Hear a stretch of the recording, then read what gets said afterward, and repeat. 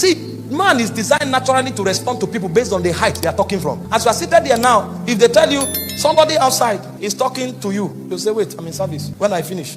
If they now tell you the governor of Lagos say he wants to see you, it will take honor for God for you to keep calm. The service will become long. Every 5 minutes will be 50 minutes. You'll be, when are they closing now? What is happening?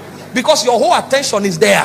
Then they now tell you the president wants to see you. You will whisper to the usher and say, I will watch the recording later. Unless you are a servant of Jesus Christ. If you are not a servant of Jesus, they say the president wants to see. The first thing you ask is, how? He doesn't know me. They say, no. This your friend spoke to this person and they say you do this, and they say you are the one he wants. Are you sure? I will watch the recording later.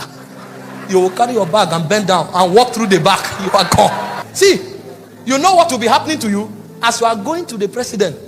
You are already calculating that land. I will buy it next week. Nobody spoke about land, but that is your design. Because of the one talking, you know there are many possibilities that accompany his presence. So even the things he has not promised you, you are already planning on it.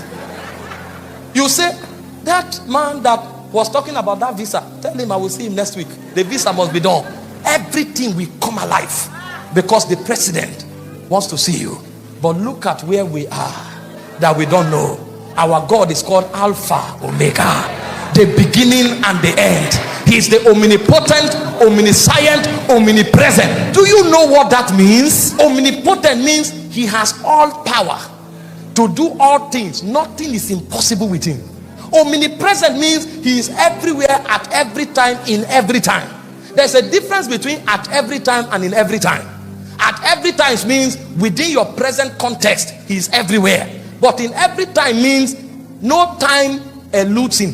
That means God is still in yesterday and God is already in tomorrow. That's the one who is promising you something.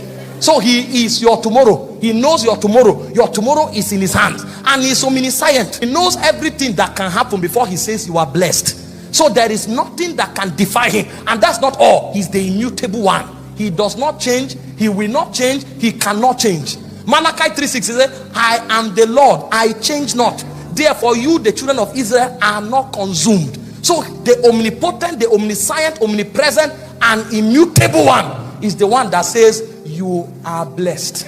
How can somebody tell me you are cursed? He's the one that says you are preserved. How can somebody tell me you will not be preserved? See, that's why the Bible says, let God be true and all men liars. But the reason why you read the Bible is like a history book is because you don't know the one talking. This is why sometimes you need to go to verses of scripture that introduces God in his majesty. Jesus was speaking, he said, is there anything too hard for God to do? That is a study in the spirit realm. They are still studying in the spirit realm to find out what God cannot do, and no one exists. Is there anything too hard for God to do? The God with whom nothing is too hard to do tells you your future is secure and you have depression. Your depression is a revelation of your ignorance. It's a revelation of your ignorance. Your God, who nothing is too hard for, tells you you are protected and preserved, and you are afraid. Your fear is not your problem. That fear is an alarm that you are ignorant. This is what the psalmist knew. He said, the Lord is my shepherd. I know the Lord. He said, because of that, I shall not want. Psalm 23 verse 1. And it's not just talking. He said, though I walk through the valley of the shadow of death, even in the valley of the shadow of death, he said, I fear no evil, because thou art with me. He knows the omnipresence. He is everywhere, at every time, in every time. And he said, he prepares a table for me, not among my friends, in the presence of my enemies. So my enemies can't stop my rising. They will add glory to my testimony.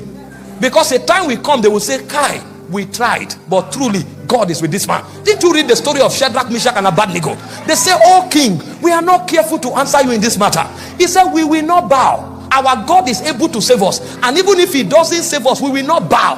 The king said, you dare me? Make the fire 7 times hotter.